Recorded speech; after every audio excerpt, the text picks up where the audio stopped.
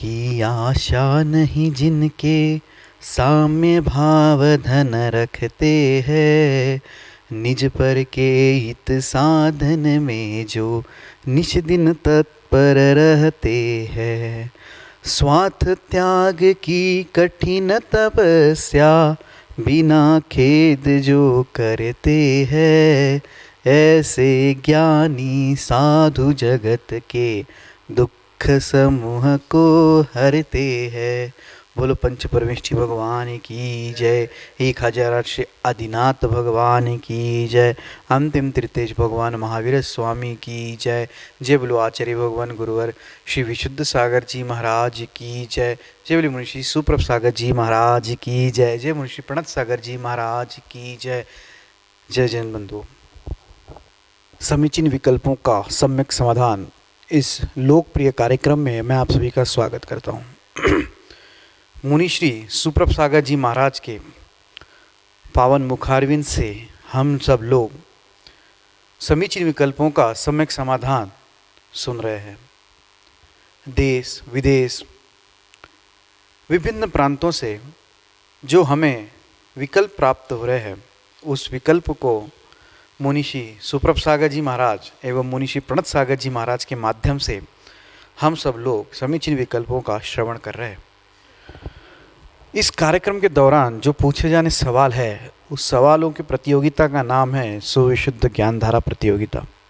और इस प्रतियोगिता के माध्यम से 3 विजेताओं का चयन किया जाता है और वो 3 विजेताओं को पारितोषिक दिया जाता है।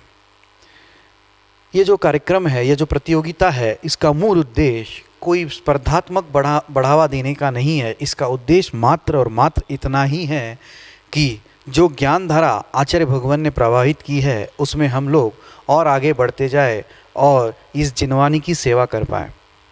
और इसी कार्यक्रम के बीचों बीच में वो 3 सवाल आपको नीचे पट्टी पे दिखाई देते हैं। आपको वो 3 सवाल के जवाब आपको 6:15 तक 6:15 पे प्रतिदिन आपको भेजने होते हैं।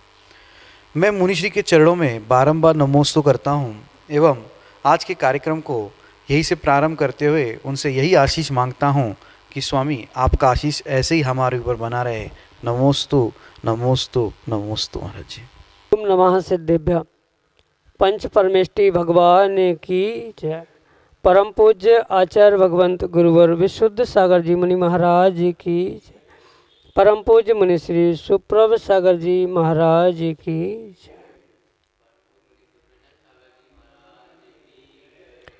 समीचीन विकल्पों का सम्यक समाधान।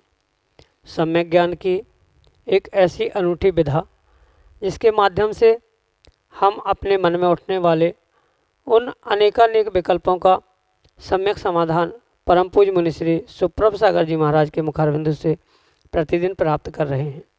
देश देशांतर से अनेकानेक समीचीन विकल्प हमें यहाँ प्रतिदिन प्राप्त हो रहे हैं और परम पूज्य मुनि श्री उनका आगमोक्त विधि से हम सबको सम्यक समाधान प्रदान कर रहे हैं। प्रारंभ करते हैं आज का सम्यक समाधान।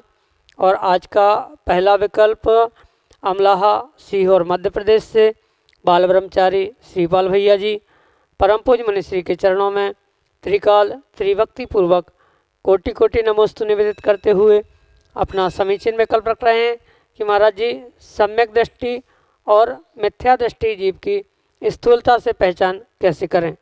हमारे समीचीन विकल्प का सम्यक समाधान करने की अनुकंपा करें। नमोस्तु महाराज जी नमोस्तु। ओम नमः सिद्धम।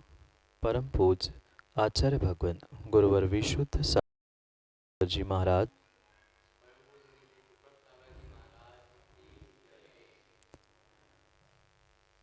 वैसे देखा जाए तो सम्यक दृष्टि मिथ्या दृष्टि की कोई मात्र बहिरंगता से पहचान नहीं की जा सकती।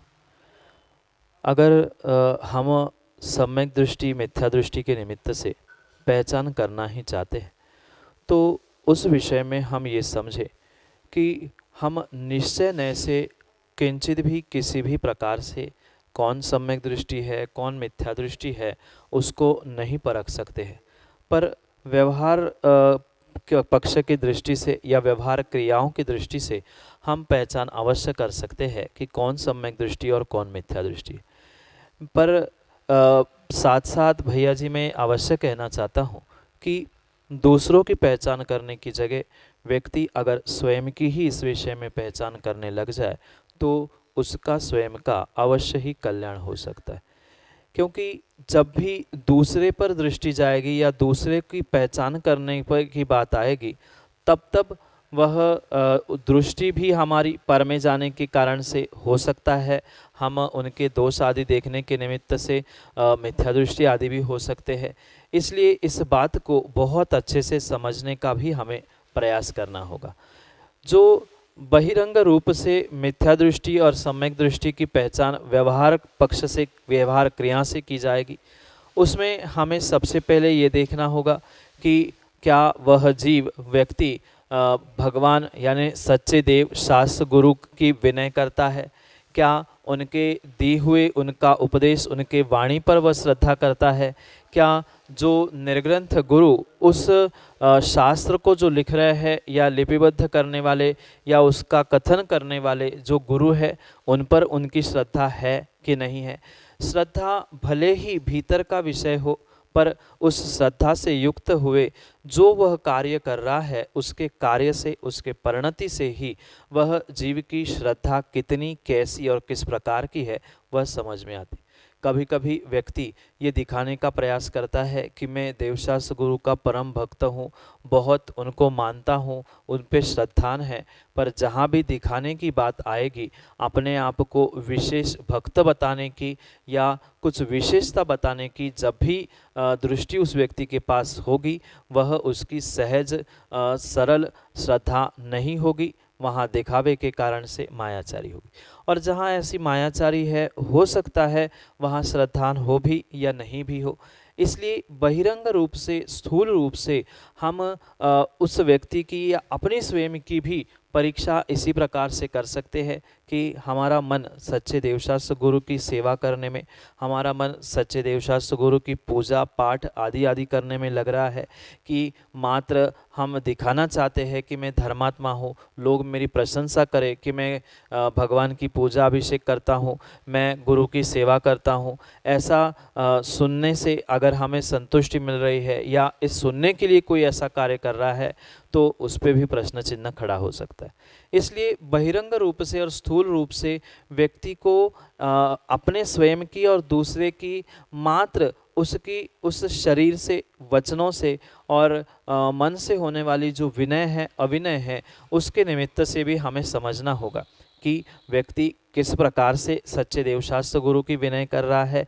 अगर सच्चे देवशास्त्र गुरु की विनय के साथ साथ वह बहिरंग रूप से अन्य स्थानों में भी पहुंचकर वहाँ भी सबकी एक सी ही विनय कर रहा है, तो सबकी विनय करना भी विनय मिथ्यात्व के कोटि में आएगा।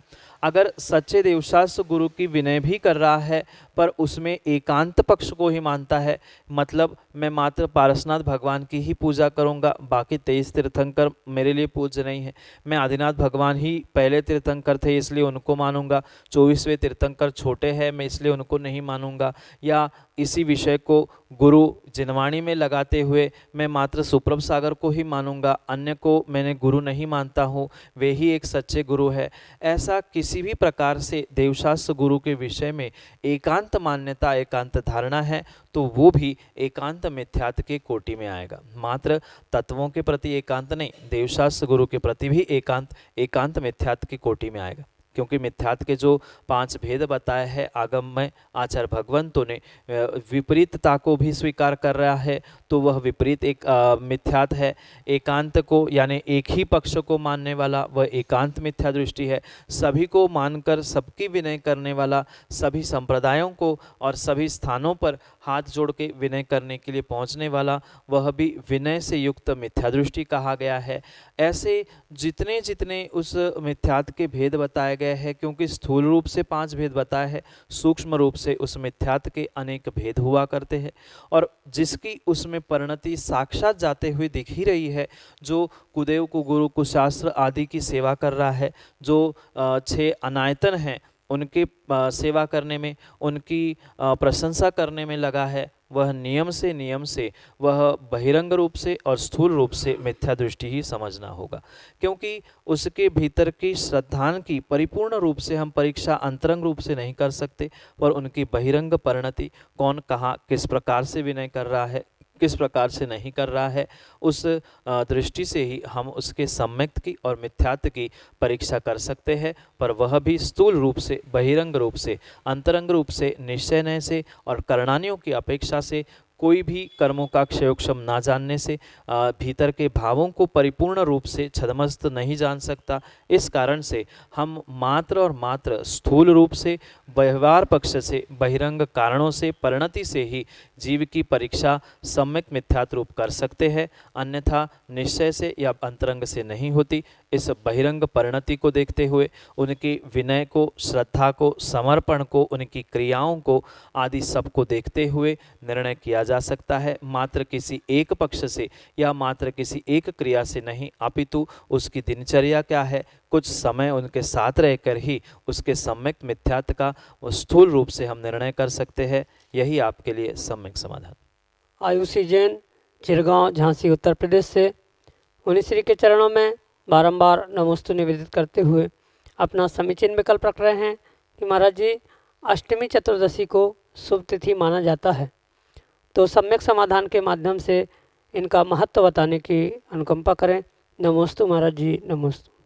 आगम में दो प्रकार के पर्व बताए गए हैं, एक त्रैकालिक पर्व जिसे शाश्वत पर्व भी कहते हैं, और एक नैमित्तिक पर्व। किसी निमित्त विशेष से, किसी घटना विशेष से जो पर्व मनाए जाते हैं वह नैमित्तिक पर्व होते हैं। जैसे महावीर जयंती, महावीर निर्वाण आदि, ये सब कुछ उस निमित्त से, यानी महावीर भगवान के निमित्त से मनाए जाने के कारण से उसको नैमित्तिक पर्व कहते हैं। और जो शाश्वत होते हैं, यानी किसी निमित्त के अभाव में हमेशा त्रैकालिक रूप से रहते हैं, ऐसे पर्वों को त्रैकालिक या शाश्वत पर्व कहते हैं। जैसे कि अष्टानिका, अष्टमी, चतुर्दशी आदि ये त्रैकालिक या शाश्वत पर्व कहे जाते हैं।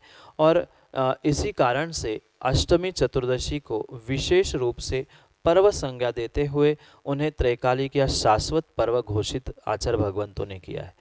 ये महान महान त्रैकालिक पर्वों में से महान पर्व कहे जाते हैं, क्योंकि अष्टानिका तो वर्ष में मात्र 3 बार आती है, पर अष्टमी चतुर्दशी महीने में 2 बार अष्टमी और 2 बार चतुर्दशी आने के कारण से वह विशेष रूप से उस अष्टमी चतुर्दशी का शाश्वत त्रैकालिक पर्व की उपलक्ष्य में बहुत महत्व कहा गया।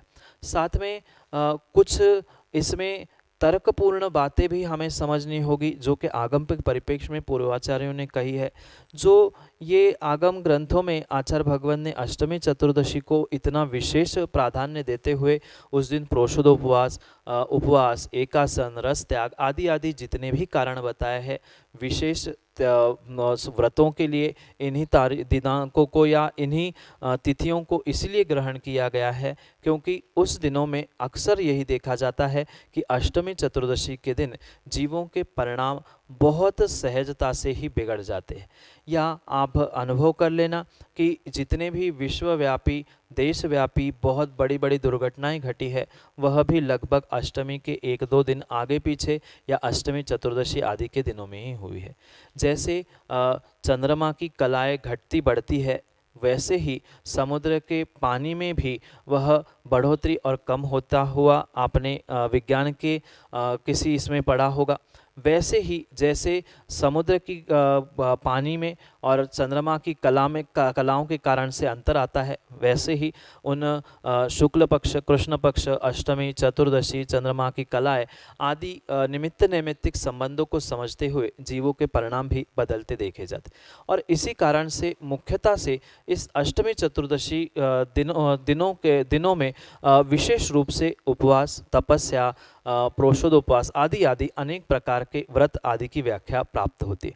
साथ साथ ये भी बात अवश्य समझे कि ये मात्र व्रत तपस्या आदि आदि कारणों के लिए ही विशेष रूप से महत्वपूर्ण कहा गया है, क्योंकि अगर ज्योतिष का कुछ अंश हम समझे तो चतुर्दशी भले ही हम पर्व के निमित्त से शाश्वत पर्व की अपेक्षा से उसे बहुत अच्छा मानते हैं, पर आगम के परिप्रेक्ष्य में ज्योतिष जिस विज्ञान कहा जाता है उसमें चतुर्थी, नवमी और चतुर्दशी ये 3 रिक्ता तिथियां कही जाती। इनमें अन्य कोई विशेष कार्य नहीं किया जाता है। भगवान की पूजा करना या किसी विशेष कार्य को भगवान की अनुमति लेके आगे इन दिनों में करना, उसमें कोई बाधा नहीं है। पर सामान्य रूप से ज्योतिष जो निमित्त शास्त्र है, नैमित्तिक को प्रभावित करने वाला है, ऐसे निमित्त नैमित्तिक संबंधों को समझते हुए चतुर्दशी को रिक्ता तिथि होने से सर्वथा सर्वमान्य पर्व, भले ही पर्व होने पर भी उसे सर्वमान्य रूप से शुभ मुहूर्त में ग्रहण नहीं किया, पर अष्टमी फिर भी रिक्ता ना होने से कारण से उसे शुभ कार्यों में, कुछ कार्यों में ग्रहण भी किया है। चतुर्दशी में भी ऐसा सर्वथा नहीं है कि उन दिनों में कोई कार्य नहीं कर सकते। जैसे कि हमने अभी कहा विशेष तपस्या आदि करना या किसी उपवास आदि के निमित्त से या कोई अन्य जो खाली रिक्त रूप काम होने वाले हैं, जैसे कोई ऑपरेशन आदि आदि कार्य इन रिक्ता तिथियों में भी किए जाते। ये परिपूर्ण रूप से निमित्त नैमित्तिक संबंध है। जीव का जितना निर्मल उपादान होगा उसके लिए ये निमित्त वैसे ही कार्यकारी हो गए, और विपरीत उपादान होगा तो उसके लिए वह वैसे कार्यकारी होते। पर आगम के परिप्रेक्ष्य में ये अष्टमी चतुर्दशी शाश्वत पर्व होने के कारण से, जहाँ स्वर्गों के देव भी उन कृत्रिम अकृत्रिम जिन बिंबों की, जिन चैत्यालयों की वंदना करने के लिए, पूजा अभिषेक करने के लिए उन अकृत्रिम जिनालयों में जिन बिंबों के पास पहुँचते हैं, वह भी एक कारण होने से ये विशेष शाश्वत त्रैकालिक पर्वों के दिन विशेष महानता से भगवान की आराधना, पूजा और साथ साथ तपस्या, उपवास, प्रोषोदोपवास, व्रत आदि किए जाते हैं। यही इस अष्टमी चतुर्दशी शाश्वत पर्व के निमित्त से जो महानता आपके लिए सम्यक समाधान से। दीपा हर्षद वैद्य अमरावती महाराष्ट्र से मुनिश्री के चरणों में बारंबार नमोस्तु निवेदित करते हुए अपना समीचीन विकल्प रख रहे हैं कि महाराज जी, नमोकार मंत्र की माला करते समय ओम लगाकर बोलना आवश्यक है क्या, जैसे ओम नमो अरिहंताणम इत्यादि। हमारे समीचीन विकल्प का सम्यक समाधान प्रदान करते हुए हमारा मार्गदर्शन करने की अनुकंपा करें। नमोस्तु महाराज जी, नमोस्तु। जो महामंत्र कहा गया है, जिसे अनादि मंत्र कहा जाता है, मृत्युंजय मंत्र कहा जाता है, वह तो मात्र और मात्र नमो अरिहंताणम, नमो सिद्धाणम, नमो आयर्याणम, नमो उज्जायणम और नमो लोहे सव्वसाहुणम यही है। उसमें ओम जोड़कर ओम नमो अरिहंताणम आदि आदि पढ़ना, ये महामंत्र या नमोकार पंच परमेष्ठी नमस्कार मंत्र आदि नहीं कहा जाएगा। वह नमोकार मंत्र तो परिपूर्ण रूप से मात्र नमो अरिहंताणम, नमो सिद्धाणम आदि है। उसमें ओम लगाकर जो कोई भी पढ़ा जा रहा है या कोई पढ़ता है तो वह नमोकार मंत्र नहीं होकर उसमें विशेष जोड़ने से, वह ओम शब्द प्रत्येक पद में जोड़ने से वह भिन्न मंत्र बन जाता है। अगर आपको नमोकार मंत्र की आराधना करनी है तो आपको बिना ओम लगाए हुए ही नमो अरिहंताणम, नमो सिद्धाणम, नमो आयर्याणम, नमो उज्जायणम और नमो लोहे सव्वसाहुणम इसी प्रकार से पढ़ना उचित है। अगर कहीं अन्य मंत्र आपको उसे बना के हुए ओम, ह्रीम आदि कोई बीजाक्षर जोड़ने हैं तो वह भिन्न विषय है, पर नमोकार जो मूल कहा गया है और जो मूल मंत्र रूप में स्वीकार किया गया है वह बिना ओम लिखे हुए मात्र नमो अरिहंताणम आदि रूप ही है। उसमें ओम जोड़ने की आवश्यकता नहीं है। ओम नहीं लगा के भी अगर नमोकार पढ़ रहे हैं तो वह नमोकार मंत्र ही है, और जोड़ के उसे पढ़ा जा रहा है तो वह मूल नमोकार मंत्र नहीं है, वह दूसरा मंत्र बन सकता है, उसमें दोष भी नहीं है। पर नमोकार मंत्र तो बिना ओम लगाए हुए ही है, इसलिए आप उसे बिना लगाए ही पढ़ रहे हैं तो कोई दोष नहीं है। यही आपके लिए सम्यक समाधान। सुनीता गोवाड़िया इंदौर मध्य प्रदेश से परम पूज्य मुनिश्री के चरणों में बारंबार नमोस्तु निवेदित करते हुए कह रहे हैं कि महाराज जी, स्वाध्याय करते समय ज्ञानावर्णी कर्म का बंध होता है क्या। हमारे समीचीन विकल्प का सम्यक समाधान करने की अनुकंपा करें। नमोस्तु महाराज जी, नमोस्तु। आगम ग्रंथों का स्वाध्याय, शास्त्र पठन, जिनवाणी का श्रवण आदि के निमित्त से जीवों को मुख्यतः से ज्ञानावरणी कर्म का क्षय या निर्जरा करने के लिए वह एकमात्र साधन बन सकता है। पर साथ साथ ये भी बात हम अवश्य ध्यान रखें कि जो हम ज्ञानावरणी कर्म के क्षयोक्षम को बढ़ाने के लिए या ज्ञानावरणी कर्म का जो हमारा पूर्व बंध है उसकी निर्जरा करने के लिए ये स्वाध्याय करना, वह भी जिनागम में कथित पूर्वाचार्यों के ग्रंथों का ही स्वाध्याय करना वास्तव में हमारे लिए कर्म निर्जरा का ही साधन कहा गया है। पर कभी कभी ऐसा भी देखा जाता है कि जो कर्म निर्जरा का साधन होता है, उस कर्म निर्जरा का साधन अगर हम सही तरीके से प्रयोग नहीं करेंगे या जो जैसा जिसका साधन है उसका अन्यथा प्रयोग करना, यानी कि कर्म के बंध के लिए हम कारण खोज लेना या कर्म के बंध का प्रयास करना, यही है। जैसे हम आगमोक्त पूर्वाचार्यों के कथन से अनुरूप जो जो आगम ग्रंथ है उनका वास्तव में स्वाध्याय कर रहे हैं, तो वह वास्तव में हमारे लिए जो निर्जरा का साधन था, पर वहीं पर अगर हम उन आगम प्रणीत ग्रंथों की जगह कहीं अन्यत्र ग्रंथों का, यानी जिसके निमित्त से सच्चे देवशास्त्र गुरु पर से हमारी श्रद्धा हट सकती है, हमारी अन्यत्र कहीं श्रद्धा जा सकती है, ऐसे ग्रंथों का हम स्वाध्याय मानकर उसे पढ़ रहे हैं, तो हो सकता है उसके निमित्त से हमें ज्ञानावरणी कर्म का बंध हो सकता है, जिसके कारण से आने वाले समय में हमें ज्ञान प्रकट नहीं हो सकता। साथ साथ जो ज्ञानावरणी और दर्शनावरणी कर्म के आश्रव के हेतु आचार्य भगवान ने बताया है उमा स्वामी महाराज ने अपने तत्वार्थ सूत्र ग्रंथ में, उनका भी थोड़ा सा संदर्भ हमें ग्रहण करना बहुत आवश्यक है। क्योंकि बहुत सारे जीव ग्रंथों को पढ़ते हैं, स्वाध्याय भी करते हैं, पर उस स्वाध्याय के ग्रंथों की या पूर्वाचार्यों के ग्रंथों की अगर सही तरीके से विनय नहीं हो रही है, बहुमान नहीं हो रहा है, तो नियम से वहाँ ज्ञानावरणी कर्म का हमारे लिए आश्रयबंध अवश्य होगा। जैसे कि हमारे सामने ग्रंथ है, उस ग्रंथों को पढ़ते समय बहुत सारे जीव होते हैं कि पन्ना नहीं पलट रहा है तो मुख में हाथ लगाया, फिर उस थूक से ही उसने पन्ने पलटे। इस निमित्त से उन्हें उस जिनवाणी की, शास्त्र की, आगम की आसाधना करने के निमित्त से नियम से ज्ञानावरणी का दोष लगा। रखते समय वह बहुमान पूर्वक उसे विराजमान करना था। जैसे सामान्य पुस्तकें, किताबें जो स्कूल कॉलेज आदि की होती है, ऊपर से ही पटक दी, ऐसे अगर जिनवाणी को कोई पटक रहा है, अन्यत्र यदवा तदवा रख रहा है, अविनय से पैरों पर रख रहा है या जमीन पर रख रहा है, उसकी किसी भी प्रकार से जिनवाणी शास्त्र की अगर अभिनय कर रहा है, तो नियम से उसे ज्ञानावरणी कर्म के क्षयोक्षम की जगह या निर्जरा की जगह बंध ही होगा, ये पक्का मानना। साथ साथ जो भी ज्ञानावरणी कर्म ज्ञान के उपकरण हैं, जैसे कापी है, पेन है, टेबल है, रहल है, इन सब का भी वह हो सकता है।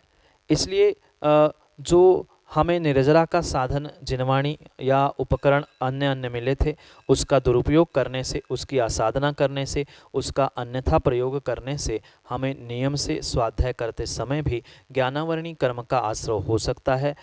उसमें कोई भी विकल्प करने की आवश्यकता नहीं है। इसलिए स्वाध्याय करते समय बहुमान, विनय, जो अर्थाचार, शब्दाचार, विनयाचार, अनिर्णवाचार, जो भी सम्यक ज्ञान के 8 गुण बताए गए हैं, 8 अंग बताए गए हैं, उनका परिपूर्ण रूप से पालन ना करते हुए, बिना कालाचार का ध्यान रखे हुए अगर व्यक्ति स्वाध्याय कर रहा है, विनय बहुमान ना रखते हुए अगर ग्रंथ पढ़ रहा है, स्वाध्याय कर रहा है, तो नियम से उसे ज्ञानावरणी कर्म का बंध आश्रय होगा। इसमें कोई भी शंका विकल्प नहीं है। इसलिए इनसे बचते ही हम उस स्वाध्याय से अपनी निर्जरा को प्राप्त कर सकते हैं, अन्यथा बंद तो होगा ही। यही आपके लिए सम्यक समाधान।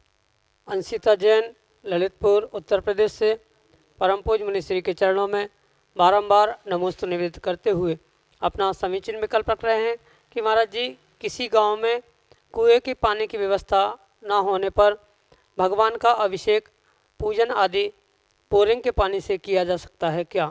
हमारे समीचीन विकल्प का सम्यक समाधान करने की अनुकंपा करें। नमोस्तु महाराज जी, नमोस्तु। हम अगर आगम की बात पढ़े समझे तो पूर्वाचार्यों ने आगम ग्रंथों में स्पष्ट रूप से लिखा है कि भगवान का अभिषेक, पूजा आदि के निमित्त से जो भी जल का प्रयोग किया जाएगा वह परिपूर्ण रूप से वह छानकर और उसको प्रासुक करके ही पानी का प्रयोग करना अति अति आवश्यक है। और जो पानी नहीं छाना जा रहा है या जिस पानी की विलछानी यथास्थान पर नहीं हो रही है, उस पानी को कभी भी आगम के परिप्रेक्ष्य में छना नहीं कहा जा सकता। मैं पुनः इस बात को दोहराना चाहता हूँ, जो दोहरे छन्ने से जिससे सूर्य की किरणें अंदर नहीं पहुँचती है, ऐसे छन्ने से छाना हुआ और फिर जो बची हुई विलछानी यथास्थान यानी कि जहाँ से पानी आया है उसी स्थान पर पहुँचाना, यही वास्तव में पानी छानने की विधि कही गई है। और यही पानी छना हुआ कहलाता है।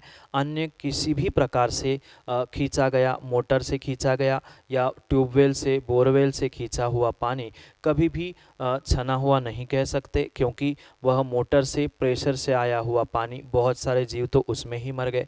अब हम किसको छान रहे हैं? वह पानी ही स्वयं में कलेवर से युक्त हो गया। अब उसे छानने से कोई भी प्रयोजन नहीं शेष रहता, हिंसा भी हो गई। और पानी के लिए पुनः उस ट्यूबवेल में या बोरवेल में उसकी विलछानी करने की भी संभावना नहीं होती है, इसलिए वह भी दूसरे परिप्रेक्ष्य में अनछना ही रहा, जीवों का कलेवर बना रहा। फिर उसे कितना ही हम लाख प्रासुक करें, वह किंचित भी आगम के परिप्रेक्ष्य में छना हुआ नहीं ग्रहण किया जा सकता।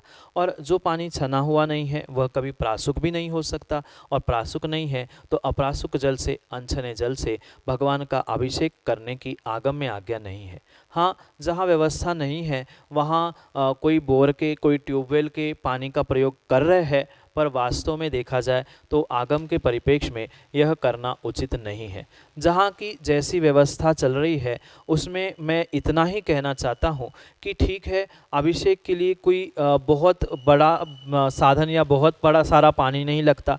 एक आध कसेड़ी, एक आध गुंड भी वह पानी भर के ले आए तो मंदिर के अभिषेक आदि के लिए तो कम से कम वह कार्यकारी हो सकता है। कहीं ना कहीं एक आध 2 किलोमीटर दूरी पर तो पानी अवश्य ही मिल सकता है। नहीं है तो कम से कम आजकल मोटे यानी चौड़े मुख वाला जो बोर बन रहा है, जिसमें छोटी सी बाल्टी या छोटी सी डोलची आदि अंदर जाकर पानी खींचा जा सकता है, उतनी भी व्यवस्था हम मंदिरों में कर सकते हैं।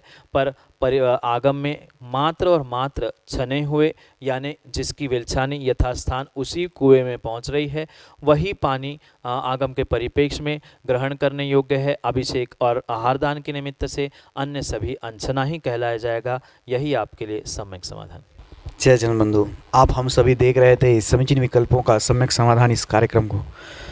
यह कार्यक्रम प्रतिदिन शाम को 4 बजे पारस टीवी चैनल पे एवं 5:13 पर प्रतिदिन सुप्रभु आज इस यूट्यूब चैनल से प्रसारित होता है। मुनिश्री की प्रवचन 7:40 पे सामायिक कैसे करें इस विषय पे जिनवाणी चैनल टीवी से प्रसारित होते हैं। आप उस कार्यक्रम के माध्यम से लाभ ले सकते हैं। अगर आप इस कार्यक्रम से जुड़ना चाहते हो, अगर आप इस कार्यक्रम से जुड़े हुए सवाल या अपने मन में उठने वाले विकल्पों को शांत करना चाहते हो, तो जो हमारा व्हाट्सएप का नंबर है 8707548811, इस पे अपने समीचीन विकल्प जरूर भेजें। समीचीन विकल्प आप ऑडियो मैसेज या टेक्स्ट मैसेज के माध्यम से हम तक पहुंचा सकते हो। हमारा ईमेल आईडी है samyak.samadhan@gmail.com। आप उस पर भी हमसे कांटेक्ट करके अपना समीचीन विकल्प हम तक भेज सकते हो। अगर आप घर बैठे अपने संपत्ति को सदुपयोग करना चाहते हो, अगर यह संपत्ति में दान करना चाहते हो, ज्ञान दान में देना चाहते हो, तो आप हमसे ज़रूर संपर्क करें, क्योंकि मुनिश्री के प्रवचन एवं मुनिश्री के जो यह सम्यक समाधान कार्यक्रम आता है, इसके पुण्यार्जक बन के आप पुण्य का लाभ ले सकते हैं घर बैठे बैठे। तो चलो चलते हैं, आज की इस कार्यक्रम को, आज की इस बेला को यहीं पे समाप्त करते हैं। और एक चीज़ और बताते हैं, सुप्रभु चैनल पे आप अपना सब्सक्रिप्शन जरूर दे दीजिए, सब्सक्राइब करिए सुप्रभु चैनल पे एवं उसको लाइक ज़रूर करिए, ताकि आपको हर बार जो भी अपलोड होता है उसका आपको नोटिफिकेशन आए। सुविशुद्ध ज्ञान धारा इस प्रतियोगिता के विनर जो होते हैं, शाम को 6:45 पे आचार्य भक्ति इस कार्यक्रम का लाइव प्रसारण यूट्यूब चैनल से होता है। उसके बीचों बीच में आपको उसके जो विजेता है, लकी विजेता है, उनका नाम घोषित किया जाता है। तो चलो चलते हैं, मुनिश्री के चरणों में नमोस्तु करते हुए इस कार्यक्रम को यहीं पे समाप्त करते हैं। नमोस्तु नमोस्तु नमोस्तु।